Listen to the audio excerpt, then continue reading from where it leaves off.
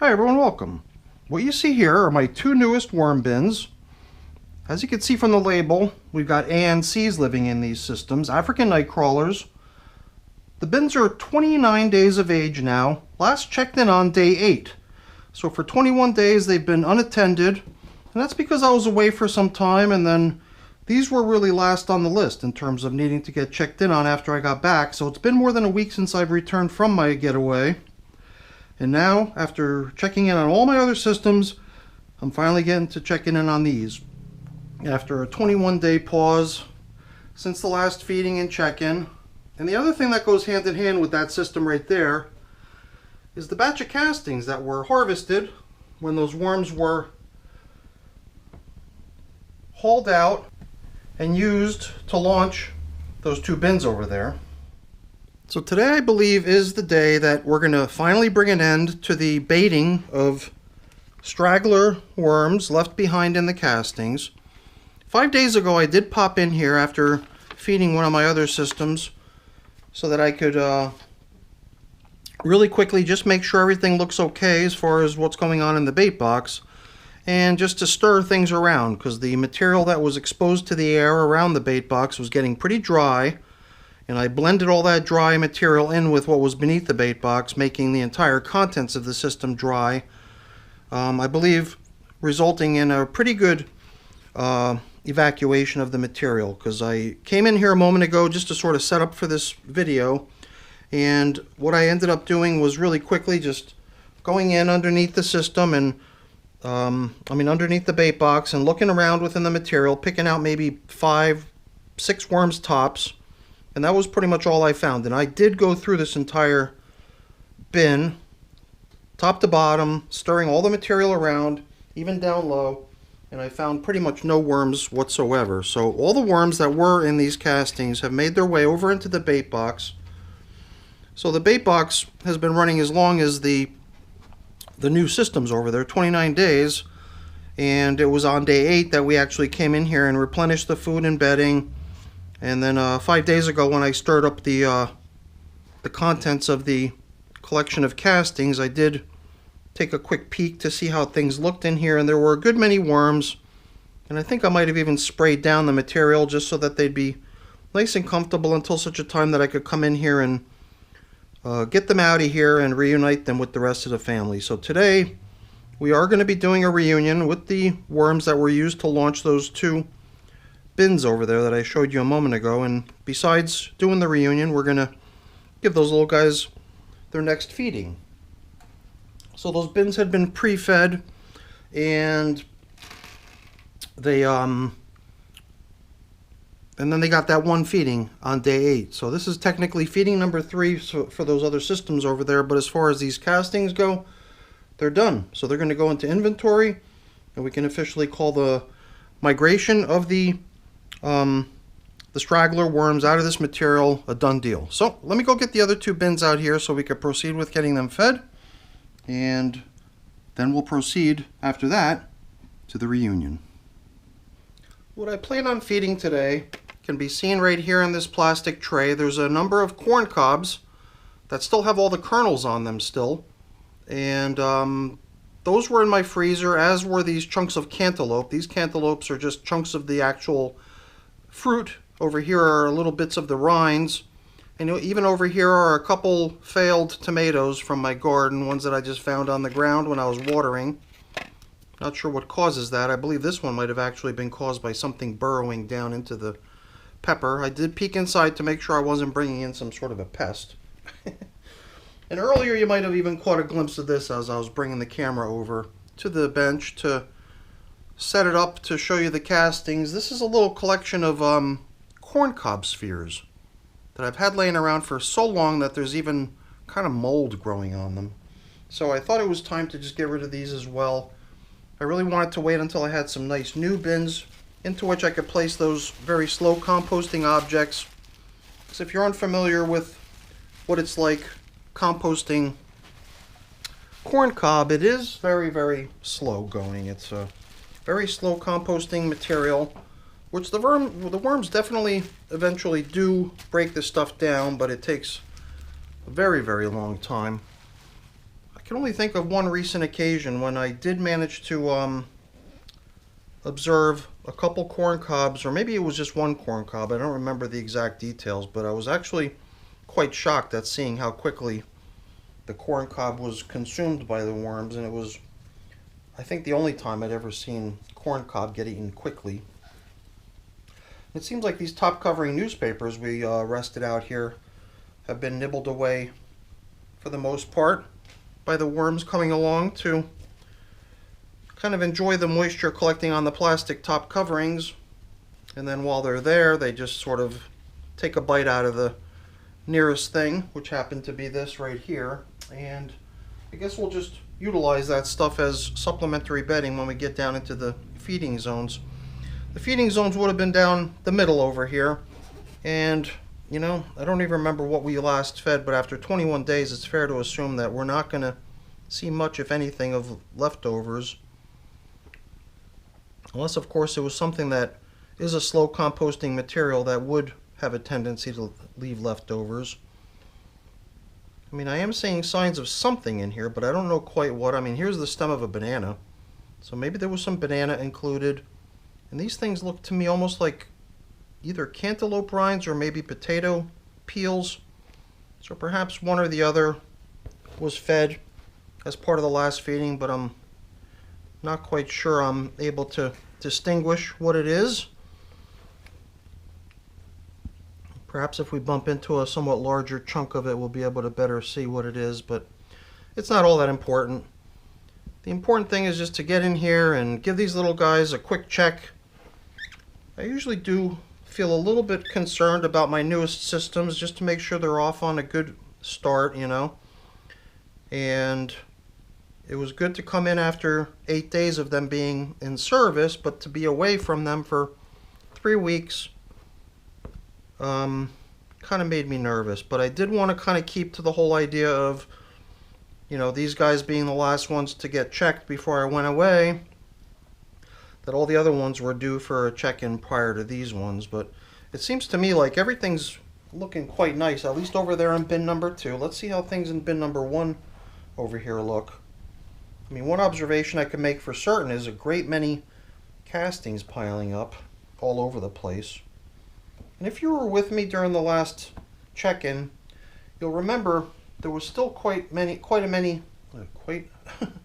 a few signs of the material that came over with the worms when we removed them from their old home. These worms had lived, here's a banana stem, so I guess banana stem must have been part of the last feeding. So when we took them out of their old home, which was the yellow buckets that they lived in previously, there was a lot of stuff that got caught in the screen because I separated the worms from their castings that you saw a moment ago in the black tub using my screen, and then a good many chunks of material got caught and came along for the ride with the worms. So I was really hoping that that stuff would eventually start to become unclumped and blend in with the rest of the material in the systems, and in neither system I didn't really spot any signs of anything clumpy. So I'm kind of glad to see that, at least at first glance here, it seems like we've managed to eliminate a lot of that clumpy stuff that came over with the worms. I mean, for the most part, I'm assuming it was mainly worm castings, but it could have been some other stuff stuck together with the worm castings. So I just wondered what would become of that stuff, what we would see when we got back in here, and it is nice to see that the stuff seems to have kind of broken apart and managed to get blended in with the rest of the material here in these systems. So I tried to divvy up this this top covering newspaper, what used to be the top covering newspaper, into both systems as sort of a foundational layer of bedding, and I think we could start coming in with some of these foods. So I wondered when I would finally get around to deploying these little spherical chunks of corn cob. There was a point last year when I took corn cob and I put the corn cobs into my blender, and a great deal of it got broken up into this nice fine easy to eat stuff that I fed to the worms shortly thereafter, but this was the stuff that sort of stuck around and remained, and it was just such an interesting, unusually shaped material. I figured I would just keep it around, but I think it's time for it to go. And the other thing I wanted to use today as bedding is something that I don't really use very often, which is a couple of egg cartons. Egg cartons are the type of cardboard, I believe, that the worms really enjoy eating. And before we place any foods in on top of these, I'd really like to thoroughly soak this material. So I was going to come in here with my squirt bottle. I just came back from the sink a moment ago after filling the squirt bottle up and charging it up with pressure. So it should really be nothing more than just pulling the trigger. So hopefully we can get this cardboard nice and damp so that it becomes a nice friendly place for the worms to hang out. In fact, I really like the way the moisture is actually getting caught in this material. So perhaps the way to do it is sort of stacking it up like this so that the moisture can eventually soak through this piece here down into the piece right below it, and even the piece below it was holding on to a good bit of moisture. So I've got a feeling that this is going to become a feeding zone that the worms are really going to enjoy partaking in. And since these are African nightcrawlers, I would have to think that they're going to be quite pleased with this abundant quantity of different types of carbon-rich food that they can enjoy. So we're going to attempt to divvy up the food supply here so that a fair amount can be given to each system, divided it up evenly, and then I think we can proceed with the releasing of the hauled out worms from the bait box. So that to me looks to me like a pretty nice setup. Got a good bit of bedding material, recycled paper that came off the top surface, thrown in underneath, a whole bunch of nice cardboard, egg crate cardboard. And now my only question is whether we can actually cover this thing up. Do we have enough material on the outskirts of the systems with which we can hopefully come in? Perhaps after fluffing it up, it'll increase in volume a little bit, enough to permit us the ability to cover things up neatly here so none of this food is sticking out through the top surface. And perhaps we'll have to do it in such a way that we create a little bit of a mound in the center. It'll be a mound that'll just end up collapsing anyway after the food gets depleted and everything collapses underneath it. But I do believe that this will be a really nice way to get these little guys cooking down in the feeding zone. The nice yummy food assortment, a nice damp pile of bedding underneath it, and then even a few additional wormies coming in to help with the work at hand. Yeah, you know, the stuff out here on the outer edges does feel like it could even use a little bit of moisture. So I'm glad we were pretty generous with the moisture, spraying down that cardboard and even the foods that we're giving them.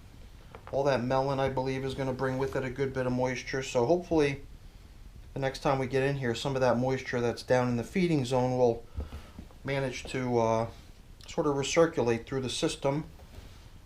Once it starts to try to evaporate and exit the bin, it'll get caught in that bubble wrap on top and drop right back down into the system and hopefully keep everything nice and comfortable for the wormies. So I guess this time we probably won't have any top covering newspaper, although I guess we could always go ahead and grab some. But another thing I really wanted to do quickly is bring up the fact that my estimated worm count in my systems always depends on you, the viewers, providing me with feedback. And when these systems were launched 29 days ago, I did poll the viewers to provide me with some input and let me know how many worms they thought were released into these systems, but I never got any feedback. It was the first time in a very long time, first time I can remember, getting no feedback from anybody on how many worms occupy these bins. So I thought it would be kind of nice to kind of revisit day one when these systems were originally launched, just to replay the release of the worms into these systems so they could check that out, and as soon as I've finished with that, we'll proceed with releasing the worms from the bait box. And then everyone can give me an estimate of how many worms they think are in each system with a combination of the initial launch as well as the newly added worms. So let me do that now, and we'll be done with that in a moment. I'll come back in with the release of the bait box worms, and then hopefully everyone will provide me with an estimate of how many worms they think are in these two systems. So please don't forget to comment. Like I always do, I'm going to be turning to you guys as the viewers to provide me with your thoughts on just how many worms we're releasing into tray number 1 over here. So besides what's in this box, we're also going to empty the screen. So why don't we begin by doing that, and then hopefully we didn't end up with too many casualties here. All these poor little worms, they're just so small in size. I definitely feel for these little guys. So I think getting them released into their new home as soon as possible is certainly the way to go here. So I'm going to do my best to spread this material out so you can see what we're dealing with here. And then in some future check-in, I'll blend all this stuff in with the materials that are down underneath it. But I think that's right there, the official launch of bin number 1. So let's let these little guys settle in. Hopefully we don't end up with a bunch of casualties on the top surface. And if we do, then shame on me. But after that bin right there has their little worms settled in, we'll proceed to doing bucket number 2.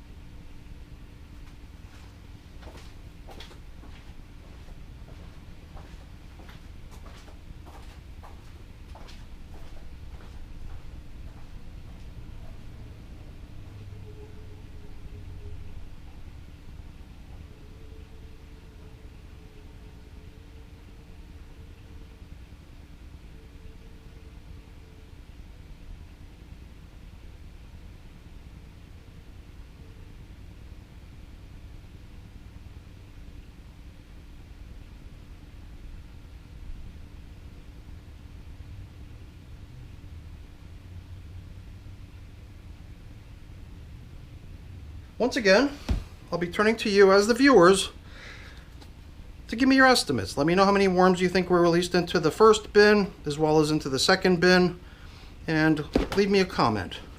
As I always do, I'll be taking everyone's feedback and averaging the results combined with my own estimate to come up with what we consider to be the estimated worm population for these two new African nightcrawler worm bins. So let's let these little guys settle in. In the meantime, I'll go do a little housekeeping and rinse out those 2 containers, and then we'll be virtually finished.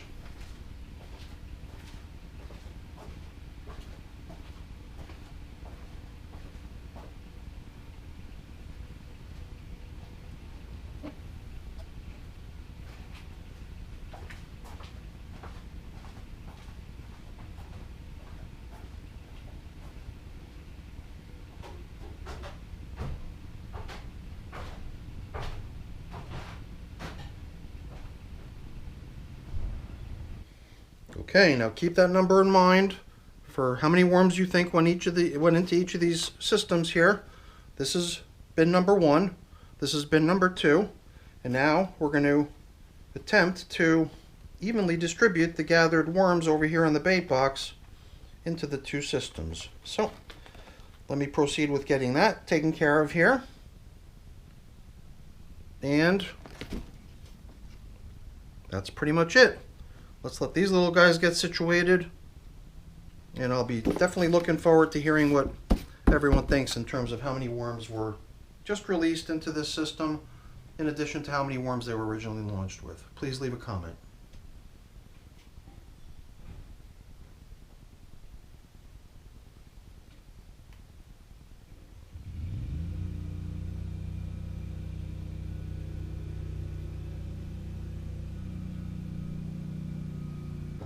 Alright, that was fun. I think in here I could see no more than maybe 2 or 3 worms that we missed, so we'll drop this little guy into here, and we'll drop this little guy into here. And here was another 2, and then here's another 2. And as far as I could tell, that's all of them. They came out pretty cleanly. Oh, no. Here's another one. Oh, and then here's yet another one. Let's get him over there too. Or was that 2? I think it was, but luckily here's one more that can balance the numbers out. So maybe it is probably worthwhile to take a closer look at this, make sure I don't leave any little guys stranded, but shouldn't skew the numbers terribly if I find 1 or 2 more and reunite them with the rest of the family.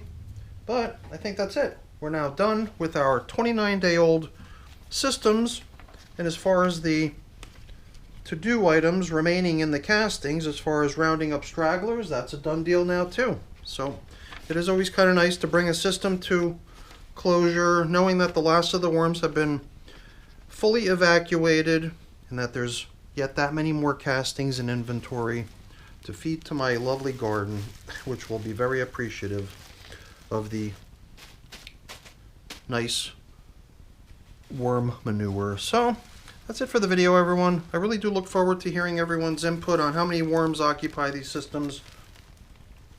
I've just got my own estimate in my spreadsheet. It looks so unusual in there next to all the other worm bin population estimates with just a very simple round number in there. But I'll be updating my estimate to reflect what I think I saw get deployed in here today, upping the numbers by some, and once I start hearing from everyone in the comments, I'll be averaging your information in so that the official worm count in these systems will be an averaged total based on input from everybody. So that's it for the video, everyone. Hopefully you enjoyed it. If you did, as always, please don't forget to leave me a quick thumbs up before I go. That's always really appreciated. And if you haven't done so already, please also consider subscribing to the channel. That's very much appreciated as well. All right, everyone, have a great day. Thanks for watching. Bye now.